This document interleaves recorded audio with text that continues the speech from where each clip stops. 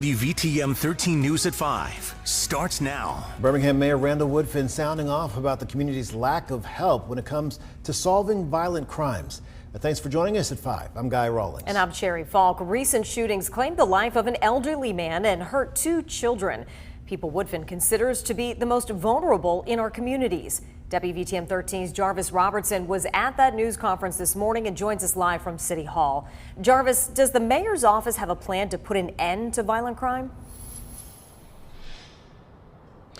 Well, Sherry, the mayor's office did highlight some of the operations and programs around the city, the courts, and the school aimed at curbing violence. And to some degree, he could say that those programs are working. Now, one of the main points in today's news conference was the lack of witness cooperation with police when it comes to solving violent crimes. Now, he feels that people should not be harboring wanted suspects, neither should they be harming the most vulnerable in our communities.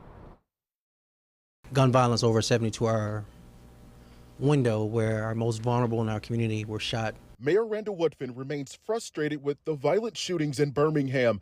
Tuesday afternoon, it was 62-year-old Michael Coleman as he sat in his wheelchair under a tree in Woodlawn. Sunday night, it was a 9-year-old girl named London while she was in the car with her mother and siblings in the Gate City neighborhood.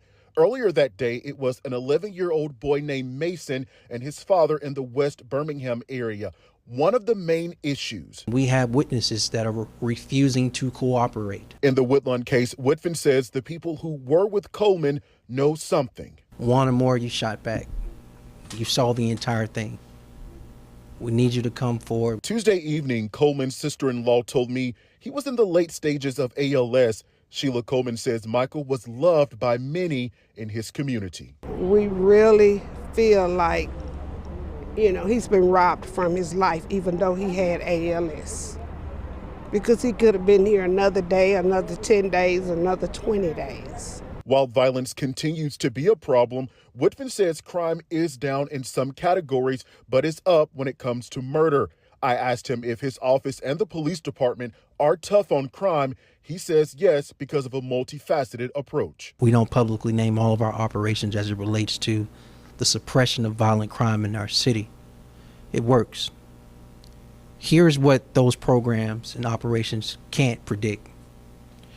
You fall out with your friend, y'all beef over something, one of y'all shoot at the other, you miss, your friend shoots back.